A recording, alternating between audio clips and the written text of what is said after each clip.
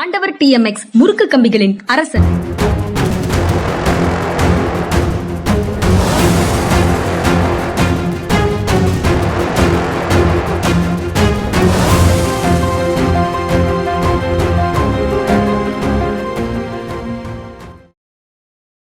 வணக்கம். இது மனிதா மனிதா சார். வணக்கம் சார். வணக்கம்ங்க. வணக்கம் சார். நேற்று 2 செய்திகள் முக்கியமான செய்திகளாக இருக்கு. நேற்று பார்த்ததுல காங்கிரஸ் கட்சியினுடைய பொதுச் செயலாளர் KC வேணுகோபால் அவர் வந்து சென்னைக்கு வந்திருக்கிறாரு. மாவட்ட தலைவர்களுடைய கூட்டம் முகப்பேர்ல நடந்திருக்குது. அந்த கூட்டத்தில் அவர் வந்து கலந்து கொண்டிருக்கிறார். அது முடிஞ்சதுக்கு அப்புறம் செல்வ பெருந்தகையோட ஒரு செய்தியாளர் சந்திப்பிலையும் அவர் பேசினாரு. அது ஒண்ணு. அப்புறம் தமிழ்நாடு அரசு வந்து இன்டரிம் பட்ஜெட் போட்டிருக்கிறாங்க. அந்த இன்டரிம் பட்ஜெட்டை பற்றிய எந்த புரிதலும் இல்லாம நிறைய பேர் நிறைய விஷயங்களை நேற்று பேசிட்டு இருக்கிறாங்க. அது வேற விஷயம். அது அந்த ஏப்ரல் மே ஜூன் ஜூலைக்கான ஏற்பாடு செலவுகளுக்கான சாங்ஷன் அப்படிங்கிறது புரியாம அந்த அறிவிப்பு இல்லை இந்த அறிவிப்பு இல்லைன்னு கேட்கறாங்க நிறைய பேர். அது ஒரு பக்கம் இருக்கு சார். இந்த 2 செய்திகளை பத்தி பேசணும். ஆட்சியில பங்கு அப்படிங்கிறது கட்சியினுடைய நிலைப்பாடு இல்லை, காங்கிரஸ் கட்சியினுடைய நிலைப்பாடு இல்லை அப்படின்னு KC வேணுகோபால் பிரஸ் மீட்ல சொல்றாரு. கட்சியினுடைய நிலைப்பாடு அது இல்லாம இருக்கும்போது இவ்வளவு தீவிரமாக மாணிக் தாக்கூர் பேசியிருக்க முடியுமா? வேணுகோபால் வந்து கட்சியின் நிலைப்பாடு இல்லை அப்படின்னு சொல்றது போது ஒரு விஷயம் சொல்லல, என்றைக்கிலிருந்து இது கட்சியின் நிலைப்பாடு இல்லை பேசுற இன்னையில இருந்து கட்சியின் நிலைப்பாடு இல்லை அப்படித்தான் நான் புரிஞ்சுக்கிறேன். ஆமா. அப்போ அதுக்கு என்ன பொருள்? நேத்து கட்சியினுடைய நிலைப்பாடு அதாக இருக்கும்போது இன்னைக்கு அது இல்லாமல் போவதற்கு அந்த இடையில அந்த 24 மணி நேரத்துல என்ன நடந்தது? ரொம்ப அந்த காலத்துல வந்து இதுல வந்து திமுகவில் வந்து இவைகள் உண்மையாக நடந்திருந்தால் அப்படின்னு சொல்லிட்டு ஒரு ஜோக் போட்டாங்க நிறைய. அதுல ஒரு ஜோக் என்னன்னா, எதிர்கட்சி தலைவருக்கு முதலமைச்சர் சாட்டை அடி அப்படின்னு சொல்லி ஹெட்லைன் இருக்கும். அவர் சாட்டையை கையில் வச்சுக்கிட்டு இருப்பாரு, எதிர்கட்சி தலைவர் பயந்து நடிக்கிட்டு இருப்பாரு. உண்மையாக இருந்தால் இது நடந்திருக்கும். அப்படிதான் அந்த ஹெட்லைனுக்கு பொருத்தமா இருந்ததுன்னா இப்படி நடந்திருக்கும். அது மாதிரி நடக்காது பிசிக்கலா. ஆனா என்ன நடந்ததுன்னா, ஸ்டாலின் வந்து பொழையர்னு ஒரு அடி அடிச்சிட்டார். பொறுத்தது போதும் பொங்கி எழுன்னு சொல்லிட்டு பொழையர்னு ஒரு அடிச்சிட்டாரு. நாங்கள் ஆட்சியில பங்குங்கிறது வந்து கிடையாது, அது அந்த பேச்சே கிடையாது அப்படின்னு சொல்லிட்டாரு. இந்த பேச்சு கிடையாதுன்னு சொன்னதுக்கு அப்புறம் மறுபடியும் ஆட்சியில பங்குன்னு கேட்டாங்கன்னா அலையன்ஸை முறிச்சுக்கணும், வேற வழி கிடையாது. அப்ப டக்குன்னு சொல்லி இவர் வந்து சொல்ல வேண்டிய தேவை இருக்கு. இப்ப இதுல வந்து ஒரு படத்துல சூர்யா நடிச்ச ஒரு படத்துல வந்து இவர் சகல வடிவேலு உடனே வடிவேலு வந்து பாம்பேக்கு போயிருப்பாரு சூர்யா வீட்டுக்கு. அப்போ அவர் சொல்லுவார், இந்த மாதிரி இடத்துலலாம் மனுஷன் தங்குவானா, ஏன்னா அவர் வெராண்டாவில் படுத்துக்கும், காத்தோட்டம் வேணும்னு கேட்குறீங்கள, வெராண்டாவில் படுத்துக்கும் பாரு. இந்த மாதிரி இடத்துலலாம் மனுஷன் தங்குவானாம் பாரு. சரி, இந்த அடுத்த ட்ரெயினில் போ, டிக்கெட் வாங்கி தரேன் பாரு. இரு, மனுஷன் தங்குவானான்னு தான் கேட்டேன், நான் தங்க மாட்டேன்னு சொன்னனா அப்படின்னு அடுத்து அவர் தங்கிட்டார். காங்கிரஸ் தேவையா அதெல்லாம்? காங்கிரஸுக்கு இது கூட்டணி ஆட்சின்னு சொல்லிட்டு அதிகாரத்தில் பங்குன்னு சொல்லிட்டு இல்ல இன்னைக்கு எங்களுடைய நிலைப்பாடு அது இல்லைன்னு இப்ப தெளிவுபடுத்துறதுக்கு முதல்ல சொல்லியிருக்கலாமே. அது தேவையில்லாத உருவாக்கியது என்பது உண்மைதான். தர்ம சங்கடங்களை உருவாக்கியது. அந்த கொஹெரண்டா ஒருங்கிணைந்த முறையில இருக்கு இந்த கூட்டணி அப்படின்னு பெருமையாக நீங்களோ நானோ பல முறை சொல்லி இருக்கிறோம்.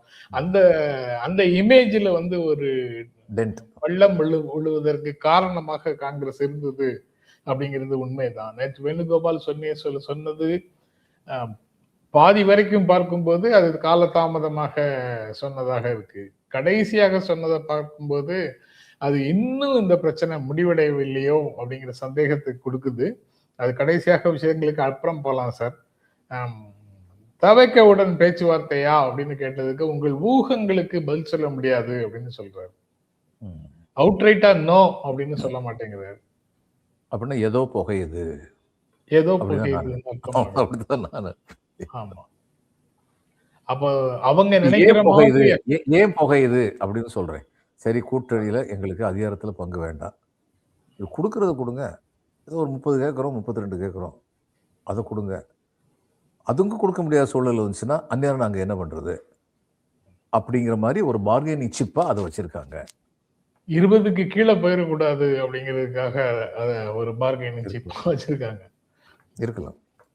இருக்கலாம். அது உண்மை என்னன்னாங்க இவங்க தெரியணும். கன்னியாகுமரி ஒண்ண தவிர காங்கிரஸுக்கு வந்து எங்க பிரசன்ஸ் இருக்கு? தொண்டர்கள் எங்க இருக்காங்க? அவங்களுடைய தொண்டர்கள மட்டும் வச்சு அவங்களால கன்னியாகுமரியில ஜெயிக்க சார், முடியுதா? ஒரு ஒரு தொகுதியில டென்ஸா அடர்த்தியாக அவங்க இருந்தா மட்டும்தான் சார் அவங்க ஜெயிக்க முடியும் ஒரு ஆமா, தொகுதியில. ஆமா. அதுக்காக கன்னியாகுமரியில இருக்கிறதாக நீங்க நினைக்கிறீங்க. ஓகே, அத நான் அப்படியே விட்டுர்றேன். ஆ, இல்ல கன்னியாகுமரி டிஸ்ட்ரிக்ட் பூரா பட் சொல்லல. இது இல்ல. கன்னியாகுமரியில அது அது 4, 5 ஃபார் தட் தொகுதியில அப்படி மேட்டர். இருக்காங்க.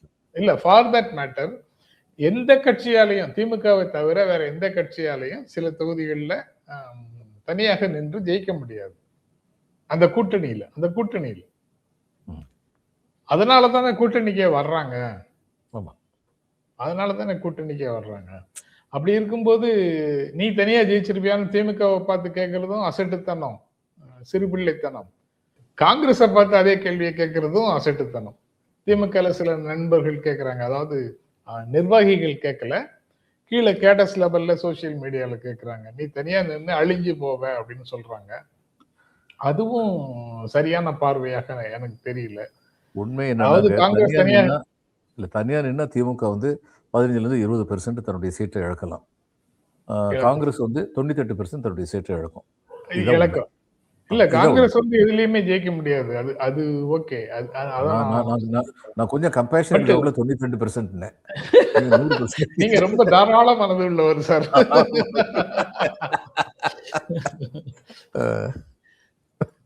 சார், எனி எனி இன்னொருத்தரோட தனி மனிதராக இல்லாம இன்னொருத்தரோட சேர்ந்து இருந்துட்டா விட்டு கொடுப்பது அல்லாமல் வேற எதுவுமே வந்து சொல்யூஷன் கிடையாது சார். கிடையாது. இது திருமணமான எல்லாருக்கும் தெரியும். கூட்டணின்னு ஒரு தனி கட்சியாக தனி இண்டிபெண்டா சீமானை தவிர அப்படி வச்சுக்குவோம். சீமானை தவிர வேற எல்லாருக்கும் தெரியும் விட்டு கொடுக்க வேண்டியது அவசியம் அப்படிங்கிறது தெரியும். அது தெரியாம தன்னுடைய பெருமைகளை பற்றி அதிகமாக பேசிட்டு இருக்கிறவங்க வந்து அடி வாங்கிடுவாங்க. இன்னைக்கு தேதியில பேசலாம். ஆனா அடி வாங்கியதற்கு அப்புறம் பெற்ற பாடங்களாக நிறைய இருக்கு. அதையெல்லாம் மறந்துட்டு பேசிடக்கூடாது. ஆமா. சீமான் அப்படி இருக்கிறதுக்கு நான் என்ன காரணம்னு நினைக்கிறேன். விட்டு கொடுக்காமல் இருப்பது அப்படிங்கிற ஸ்டாண்ட் அவர் எடுக்கிறது காரணம், அவர் ஒரு தடவை விட்டு கொடுத்தாருன்னா அடுத்த தடவை இந்த இருக்கிற 5% 8% இல்லாம காணாம போயிடுவாரு. போயிடும். அது அவருக்கு தெரியும். அது அது ஒரு காரணம். பட் இந்த நிலைமையில இவங்க வந்து பொதுவெளியில பேசின கருத்துக்கள் எல்லாமே கட்சியினுடைய கருத்துக்கள் இல்ல அப்படின்னு திடீர்னு ஒரு குண்டை தூக்கி போட்டுறாரு கே.சி. வேணுகோபால். அத கே.சி. வேணுகோபாலோட சேர்ந்துதான் இவங்க எல்லாரும் இதெல்லாம் பேசுறாங்கன்னு கடந்த ஊடகங்கள்ல கருத்துக்கள் வந்தது. செய்தி தகவல் சார், நான் பழைய ஆள் சார். எனக்கு செய்தியுமே தப்பா வருது. அவரோட சேர்ந்துதான் எல்லாம் செய்யறாங்கன்னு தகவல்கள்ல வந்தது அப்படின்னு தான் எல்லா மீடியாவும் சொல்லிச்சு. ஆனா மறுபடியும் எனக்கு சந்திரமுகி படம் தான் நினைவுக்கு வருது. வேணுகோபால் வந்தாரு. இவங்க ரொம்ப ஆவலோட வேணுகோபாலு அப்படின்னு சொல்லி நின்றுட்டு இருந்தாங்க. அவர் படியில ஏறும்போது சொல்லிக்கிட்டே போனார்ல, வடிவேல் வந்து கோவாலுன்னு சொல்லிக்கிட்டே போய் திரும்பி பார்த்தாரு. ரஜினிகாந்தை காணோம். ஐயையோ மாப்பு வச்சுட்டாண்டா ஆப்பு அப்படின்னு சொல்லி அரண்டு போய் நின்னாரு. அது மாதிரி இப்போ வேணுகோபால் சொன்னோன்னே இவங்க அது மாதிரி அரண்டு போய் நிற்கிறாங்க. இந்த ஆளை நம்பித்தான் நம்ம இவ்வளவு பேசணும், இப்போ நம்ம இந்த மாதிரி கைவிட்டாருன்னு சொல்லி தான் நினைக்கிறாங்க. ஆனால் அரசியலில் வந்து வேணுகோபால் செஞ்சது வந்து சகஜம்தான். ஏன்னா அவங்க எதிர்பார்க்கல. யூசி, ஒரு பெருந்தன்மைங்கிறது வந்து பலவீனம் கிடையாது. ஸ்டாலின்கிட்ட இருக்கிறது பெருந்தன்மை, அது பலவீனம் கிடையாது. அவர் எதுக்கு பலவீனமா இருக்கணும்? இப்படிப்பட்ட ஒரு அரசின் முதல்வராக இருக்கிறவர், இப்படிப்பட்ட ஒரு கட்சி தொடர்ந்து வந்து வெற்றிகளை ஈட்டுகின்ற ஒரு கட்சியா தன்னுடைய கட்சியை வழிநடத்திட்டு போறவர், அனைத்து இந்திய அளவில் குறிப்பிடத்தக்க அரசியல் தலைவர்கள் ஒருவராக அனைவராலும் ஏற்றுக்கொள்ளப்பட்ட ஒருவர், அவர் எதுக்காக வேண்டி வீக்கா ஃபீல் பண்ணணும்? அவருடைய பெருந்தன்மை இவங்க வீக்னஸ் நினைச்சிட்டாங்க. அதான் தப்பு. இல்ல, அவங்க ஸ்ட்ரென்த்னா எதை நினைக்கிறாங்கிறது பெரிய கேள்வியாக இருக்கு. இவ்வளவு தொடர்ந்து 2019 இருந்து அவங்களுக்கு வெற்றியை பெற்றுக் கொடுத்திருக்கிறாங்க சார். இது வந்து புதிதாக ஸ்டாலினோட அசோசியேட் ஆகக்கூடிய யாராவது ஒருத்தர் இந்த மாதிரி சந்தேகப்பட்டாங்கன்னா பரவாயில்ல சார். 2004 இருந்து திமுகவோட கூட்டணியில இருக்காங்க இவங்க. ஆமா, தேசிய ஜனநாயக கூட்டணியில இருந்து வெளியில வந்ததுக்கு அப்புறம் காங்கிரஸோடு சேர்ந்து ஐக்கிய முற்போக்கு கூட்டணியை உருவாக்கிய காலத்திலிருந்து 2004, 2009 இந்த ரெண்டும் வெற்றிகரமாக கூட்டணியில இருக்கிறாங்க. 2014 தனியாக போய் தமிழ்நாட்டுல தனியாக போய் நின்னாங்க. அதுக்கப்புறம் திரும்ப உடனே 16லயே சட்டப்பேரவை தேர்தலையே ஒன்னா சேர்ந்துட்டாங்க. 2016லயே காங்கிரசும் திமுகவும் கூட்டணியாக இருக்குது. 19ல இருக்குது. சாரி 2016 19ல இருக்குது. 21ல இருக்குது. திமுகவினுடைய கூட்டணி கட்சிகள்லயே அதிக நெருக்கமாக இருக்கக்கூடிய கட்சி ஐயுஎம்எல்லும் காங்கிரஸும் தான். முஸ்லிம் லீக்கும் காங்கிரஸ் டிஸ்ப்ரோபோர்ஷனேட் டு தி ஸ்ட்ரென்த் அதிக சீட்டுகளை வாங்கி உட்கார்ந்து இருக்கிறது காங்கிரஸ் மட்டும்தான். இந்த திமுக கூட்டணியில. அதுக்கப்புறம் அவங்களுக்கு என்ன கிரீவன்சஸ்?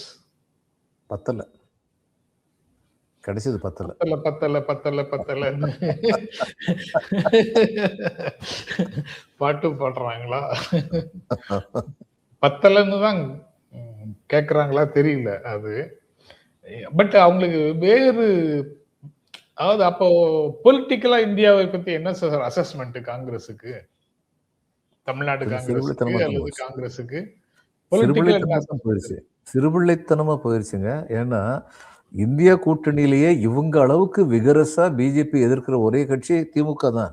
மற்றவங்க இந்த அளவுக்கு விகரஸ் கிடையாது.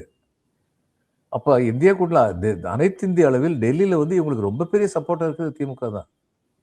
இப்ப திமுக விட்டுட்டு இவங்க டிவிகே பக்கம் போனாங்கன்னா டிவிகே ஜெயிச்சு வருதுன்னு வச்சுக்கோங்க. டிவிகே வந்து ஆன்டி பிஜேபி ஸ்டாண்ட் எடுப்பாங்க காங்கிரஸ் மாதிரின்னு நம்புறாங்களா இவங்க? இப்ப எந்த விதத்துல பார்த்தாலுமே இது பிரயோஜனம் கிடையாது. இல்ல திமுகவுக்கு என்ன சார் பிஜேபி எதிர்க்கணும்னு கட்டாயம்? ஏதாவது ஒரு காரணத்தை சொல்லி கலைஞர் செய்த மாதிரி ஒரு காம்ப்ரமைஸ் ஸ்டாலின் செய்ய முடியாதா சார்? நீங்க you have taken stand, Kalaignar compromise பண்ணிட்டாருன்னு முன்னாடியே சொல்லியிருக்கீங்க. ஆனா கலைஞர் வந்து சில அடிப்படை திட்டங்களுக்கு ஏத்துக்கிட்டா தான் அந்த கூட்டணின்னு வச்சிருந்தாரு. உதாரணமா ராம் ஜென்ம பூமி விவகாரம் கிளப்பப்படாம. இல்ல அந்த அடிப்படை திட்டங்களுக்கு ஏத்துக்கிட்டா கம்யூனல் பார்ட்டியாக இல்லைன்னு ஆயிடுமா? ஆகாது. ஆனா சில சமயங்கள்ல நீங்க வந்து 2 நாளைக்கு முன்னாடி சொன்னீங்களே, இவங்க பிஎம்கே இங்க வர்றதை வரவேற்கணும், அந்த சில தேவைகள் சமயத்துல அப்படிப்பட்டதை நம்ம ஏத்துக்கணும்னு சொன்னீங்களே, அதே இது இதுக்கும் ஒத்து வரும்ல அந்த ஆர்குமெண்ட்? அது பவர்ஃபுல்லாக யாரு இருக்காங்கிறது தானே சார். நீங்க பாசிசத்துக்கு எதிராக ஒரு கூட்டணியை அமைக்கும் போது நீங்க எடுக்கக்கூடிய முடிவுகள் வேற, இங்க அலைஸுக்குள்ள உண்டான டிஃபரன்சஸ் தொடர்பாக நீங்க எடுக்கக்கூடிய முடிவுகள் வேற. கூட்டணிக்குள்ள இருக்கக்கூடிய கட்சிகளுக்கு இடையில முரண்பாடு இருக்கு, அது தொடர்பாக நீங்க எடுக்கிற முடிவு வேற. எதேச்சதிகாரத்துக்கு எதிராக, சர்வாதிகாரத்துக்கு எதிராக, பாசிசத்துக்கு எதிராக எடுக்கக்கூடிய முடிவுகள் வேற. தமிழ்நாட்டுல அதிக செல்வாக்கோட இருக்கக்கூடிய கட்சியாக திமுக இருக்குது. அதை எந்த சூழலிலும் பாஜக பக்கம் போக விட்டுறக்கூடாது அப்படிங்கிற அக்கறையோட திமுகவை கட்டி இழுத்துட்டு போக வேண்டிய கடமை காங்கிரசுக்கு இருக்கு. ஆனா நடக்கிறது என்னன்னா, காங்கிரஸ் எங்கேயே போயிடக்கூடாதுன்னு திமுக அதை கட்டி இழுக்கிறதுக்கு முயற்சி பண்ணிட்டு இருக்கு. அதுதான் கேட்கிறேன். காலத்தின் கொடுமை. காலத்தின் கொடுமை. அந்த இடத்துலதான் இந்த மாதிரி பிரச்சனைகள் வரும்போது, இந்த முரண்பாடுகள் வரும்போது காங்கிரஸ் மேல கோபம் அதிகமாகுது. எனக்கு ராகுல் காந்தி ஜனநாயகன் படத்துக்கு சென்சார் தடை விதிச்ச போது கொடுத்த கமெண்ட்டே மனசு விட்டீங்க. அன்னைக்கே நான் சொல்லிட்டேன் உங்ககிட்ட, இது என்னது ஆமா, என்ன தமிழ் கல்ச்சர் எங்க பாழா போச்சு. அதே ஒரு தெலுங்கு படத்துடைய அடிப்படையில் எடுக்கப்பட்ட கதை, அதுல எந்த தப்பு இல்லை. ஆதி காலத்திலிருந்தே அப்படித்தான் பண்ணிட்டு இருக்காங்க. அதாவது உலக படங்களிலிருந்து தழுவலாக எடுக்கிறது. அல்லது இவங்க இந்த ரெட்டியார்ஸ் வந்து பெரிய ப்ரொடியூசர்ஸ், தெலுங்கு சேர்ந்த ப்ரொடியூசர் என்ன பண்ணுவாங்க, தெலுங்குல வந்து ஒரு படம் எடுப்பாங்க, அது சரியா போச்சுன்னா அதன் அடிப்படையில் வந்து ஹிந்தியில படம் எடுப்பாங்க. அது மாதிரி இப்ப நம்ம இதுல துலாபரம் படம் வந்து எப்படி வந்தது, இதுல வந்து மலையாளத்துல வந்த படத்தை பார்த்துட்டு அப்படி வந்து தமிழ்ல அது யார் எடுத்தா, அது ரொம்ப பெரிய அதிசயம். டிஆர் ராமண்ணா என்டர்டெயின்மெண்ட் கொடுக்கறதுக்குன்னே பிறந்த ஒரு மனுஷன் துலாபரம் மாதிரி ஒரு படத்தை எடுத்தாரு அப்படின்னா அவருக்கு மனசுக்குள்ள எப்படிப்பட்ட ஒரு வேட்கை இருந்திருக்குங்கிறதுக்கான ஒரு அடையாளம் துலாபரம். That is aside. ஆனா அதே மாதிரி இந்த படம் வந்து ஜனநாயகன் படமும் ஒரு தெலுங்கு படத்துல இருந்து வந்தது. இல்ல தமிழ் கல்ச்சரை வந்து எங்க பேசுறேன், தமிழ் கல்ச்சரை பேசுறது பார்த்திபன் கனவு பேசிச்சு அந்த காலத்துல. பேண்ட் போடாம இவர் வந்து ராஜகுமாரனும் ராஜாவும் வந்து வேஷ்டி கட்டிட்டு வந்து நின்னாங்க, உண்மையான தமிழ் ட்ரெஸ்ஸோட வந்தாங்க. தில்லானா மோகனாம்பாள் பேசுச்சு. மற்றபடி யார் தமிழ் படத்து அடிமை பெண் படத்துல வந்து இதுல சுத்தி சுத்தி வருவாங்க, அந்த கைத்தையெல்லாம் வச்சு நின்றுகிட்டு இருப்பாரு எம்ஜிஆர் வந்து அத்தனை விஸ்டாண்ட் பண்ணி. அது அப்படி வந்து ஒரு இங்கிலீஷ் படத்துல இருந்து எடுத்தது. இந்த இங்கிலீஷ் படத்துல காளை மாடுகள் வந்து இழுக்கிறத காண்பிக்கும். அதை மீறி அந்த கதாநாயகன் வந்து நின்றுவாரு அப்படின்னு. அது மாதிரிப்பட்ட படம் வந்து அடிமைப்பெண்ணில் வந்து தமிழ் கல்ச்சர்னு ஏதாவது ஒரு சிக்னல் இருக்கா? அந்த ட்ரெஸ்ஸை பாருங்க, அந்த ட்ரெஸ்ஸுக்கும் தமிழர்களுடைய ட்ரெஸ்ஸுக்கும் ஏதாவது ஒரு ஒற்றுமை இருக்கா? அதெல்லாம் ஒரு என்டர்டெயின்மெண்ட். அதே மாதிரி தான் ஜனநாயகனும் ஒரு என்டர்டெயின்மெண்ட். இதை பிடிச்சி இவர் இந்த மாதிரி எழுதி கொடுத்து பேச வச்சுட்டாங்கிறத என்னுடைய தாபம் எல்லாம். நீங்க துலாபாரம்னு சொன்ன உடனே எனக்கு அந்த மாணிக்க தேர் ஒட்டி மையிட்டு பொட்டிட்டு மகாராஜன் செல்வங்கள் விளையாட கண்ணீர் உப்பிட்டு காவேரி நீரிட்டு அடுத்த வரி நினைவுக்கு வர மாட்டேங்குது. கண்ணீர் உப்பிட்டு காவேரி நீரிட்டு கலையங்கள் ஆடுது சோரின்றி அப்படின்னு கண்ணுரங்கு. ஆமா, அது நினைவுக்கு வருது. அந்த சிச்சுவேஷன் வந்து காங்கிரஸ் புரிந்து கொள்ளவில்லையா? அவங்க தானே இங்க கோஆர்டினேட் பண்ணணும். யாரும் எங்கேயும் போக விடாமல் பாசிசத்துக்கு எதிராக அல்லது எதேச்சதிகாரத்துக்கு எதிராக, சர்வாதிகாரத்துக்கு எதிராக அல்லது ஜனநாயக விரோத ஒரு ஆட்சிக்கு எதிராக அவங்க தானே எல்லாரையும் ஒருங்கிணைக்கணும். அவங்க இங்க வந்து இங்க சீட்டு கொடுப்பியா இல்ல நான் இன்னொருத்தர்கிட்ட போயிடவா அப்படின்னு பேசினா என்ன அர்த்தம்? ஏன்னா அவருக்கு சொன்ன கடைசியாக பிரஸ் மீட்ல சொன்ன செய்திகள்ல வந்திருக்கிறதும் ரொம்ப ஆபத்தானதாக இருக்கு. கூட்டணி கட்சிகளுக்கு ஆதரவாகவோ எதிராகவோ பேசக்கூடாது என்றுதான் காங்கிரஸ் தலைமை உத்தரவிட்டிருக்கிறது. ஆதரவாக ஏன் பேசக்கூடாது? ஆதரவாக அப்ப கூட்டணி விட்டு வெளியே போயிட்டோம்னு அவங்க சொல்லிட்டாங்களா சார்? என்னைக்காவது நான் ஃபாலோ பண்ண நியூஸ்ல அவங்க என்னைக்குமே சொல்லல. அப்ப கூட்டணிக்குள்ளதான் இருப்போம், ஆனா கூட்டணி கட்சிகளுக்கு ஆதரவாக பேச மாட்டோம் அப்படின்னு ஒரு ஸ்டாண்டா? இது எங்கும் கேள்விப்படாத ஒரு புது ஸ்டாண்டால இருக்கு. இல்ல அது விஜய் வந்து சொன்னார்ல, அரசியல் ரீதியாக திமுக எதிரி, கொள்கை ரீதியாக பாஜக எதிரி. அதுலயே அந்த குழப்பத்திலிருந்தே நான் இன்னும் விடுபடல. இது இன்னொரு குழப்பம். அப்ப இந்த குழப்பமும் அந்த குழப்பமும் ஜாயின் பண்ணனா அது சரியான குழப்ப டீமா இருக்குமா? இருக்கும். பொன்ராஜ் வந்து திரும்ப திரும்ப கலாய்ச்சிக்கிட்டு இருக்காரு. டிவி டிபேட் கலாய்ச்சிக்கிட்டு இருக்காரு சார். நான் 2-3 ஷோ பார்த்துட்டேன். கலாய்க்கிறாரு. உச்சகட்ட கலாயா இருக்கு. சேரட்டுங்க. இவங்க சேர்ந்தாங்கன்னா அவங்க கூட சேர்ந்தாங்கன்னா சரி. ஏற்கனவே டிவிக்கு 50%ங்கிறாங்க, இவங்களும் சேர்றாங்க. மொத்தத்தில் 150% வந்துருங்க.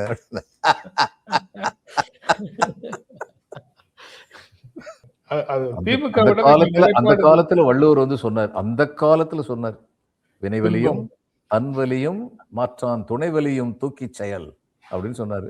காங்கிரஸ்காரங்களுக்கு தெரிஞ்சதுன்னா சரி. திமுகவிட எங்க நிலைப்பாடு குறித்து எடுத்து சொல்லுவோம். அதுல அவங்க ரியாக்ஷனை பார்த்துட்டு இறுதி முடிவு எடுப்போம் அப்படின்னு ஒண்ணு கடைசியாக சொல்றதாக செய்திகள்ல பார்க்க முடியுது. அதுக்கு என்ன பொருள்? என்னன்னா நான் என்ன யோசிக்கிறேன்னா, இறுதி முடிவு என்னன்னா, இதுல மனுஷன் படுக்க மாட்டான்னு சொன்னேன், நான் படுக்க மாட்டேன்னு சொன்னா அப்படின்னு வடிவேல் சொன்னார்ல, அதுதான் இறுதி முடிவா எடுக்க போறேன். என்ன அங்க சத்தம்? சும்மா பேசிட்டு இருந்தோங்க அந்த மாதிரியா? ஒரு ரிஸ்க் எடுக்கிறாங்கல்ல சார், திமுக இருந்து வேற யார்ட்டையாவது பேசலாமான்னு ஒரு ரிஸ்க் எடுக்கிறாங்க. ஓகே, அவங்க கூட பேசுறாங்க. அவங்க எல்லாம் வந்து உறுதியான நிலைப்பாட்டோட இருக்கக்கூடியவங்கிற முடிவு இவங்களுக்கு எங்க தோணுது? எங்க டெஸ்ட் பண்ணிருக்காங்க? எத்தனை தேர்தல்கள் அவங்கள பார்த்திருக்காங்க? இவங்க இருக்கிற அவங்களுக்கு இருக்கிற பிரச்சனைக்கு ஒன்றிய அரசு ஆளுங்கட்சியை சார்ந்தவர்கள் ஏதாவது சொன்னாங்கன்னா, காங்கிரஸ் அவங்க கூட சேர்க்காத அப்படின்னு சொன்னாங்கன்னா சேர்ப்பாங்கிறதுக்கு என்ன உத்தரவாதம்? தெருவில் விட்டுருவாங்க கடைசியாக. அது ஒரு பாசிபிலிட்டி. அதுதான் நடக்கும்னு சொல்லல, அல்லது சாபம்லாம் விடுற ஆள் இல்லைன்னா அந்த மாதிரி எந்த எண்ணமும் இல்லை. பட் இப்படி எல்லாம் ஒரு பாசிபிலிட்டியை பேசணும்னா, அப்படி நடந்ததுன்னா இவங்க எங்க போவாங்க? இல்லைங்க, அரசியல் இது மாதிரி டிச் பண்றதெல்லாம் சர்வசாதாரணம். எல்லாருமே அது மாதிரி டிச் பண்ணுவாங்க. இவங்களுக்கும் அது தெரியும். இன்னைக்கு தேதிக்கு ஆதாயம் இருக்கா அப்படின்னு சொல்லி மட்டும்தான் யோசிக்கிறேன். அது கூட அவங்கள்ட்ட அசஸ்மெண்ட் தப்புங்கிறது என்னுடைய ஃபீலிங். இன்னைக்கு ஆதாயம் இருக்குன்னு அவங்க நினைக்கிறது.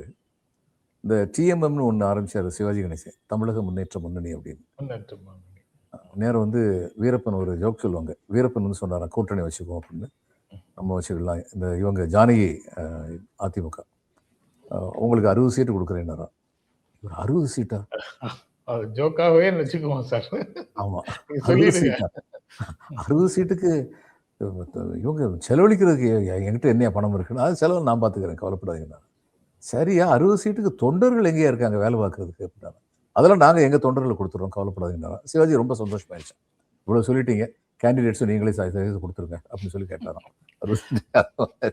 Of course it's joke. ஆனால் இப்போ இவங்க கேட்குறது அத்தனையும் கொடுக்கத்தான் போகிறாங்க அவங்க. டிவிக்கு சப்போஸ் தியரிட்டிக்கலி தேகோ. ஆனால் டிவிக்கு வந்து என்ன சும்மா ஓசியாவை கொடுப்பாங்க, எங்களுக்கு செலவழிக்கிற பணம் இல்லை, எங்கள் செலவில் நீங்கள் எடுத்துக்கணும்னு சொல்லுவாங்க கண்டிப்பாக. இவங்க கிட்ட ஏது சார் பணம்? அக்கௌண்ட் எல்லாம் முடங்கி கிடக்கு. ஆமாம், அக்கௌண்ட் ஏற்கனவே வறுமை கோட்டுக்கு கீழே வாழ்ந்துகிட்டு இருக்கு காங்கிரஸ். எங்க வறுமை கோட்டுக்கு கீழே வாழ்ந்துகிட்டு இருக்காங்க. அந்த பாலிடிக்ஸே இவங்களுக்கு மறந்து போகுதா என்ன? அதனால கூட்டி கழிச்சு பார்த்தா சரி, மட்டும் மிரட்டி பார்ப்போம், ஏதாவது கூட கொஞ்சம் கிடைச்சதுன்னா வாங்கிட்டு போயிடும் திமுக இருக்காங்கன்னு தான் நான் நினைக்கிறேன். மற்றபடி தனியா போறது ஒன்றிய அரசோட நெருக்குதல்களுக்குள்ளாகி இருக்கக்கூடிய காங்கிரஸ் கட்சி இன்னொரு கட்சியை மிரட்டி பார்ப்போம்னு நினைக்கிறதே ரொம்ப அபத்தமானது சார்.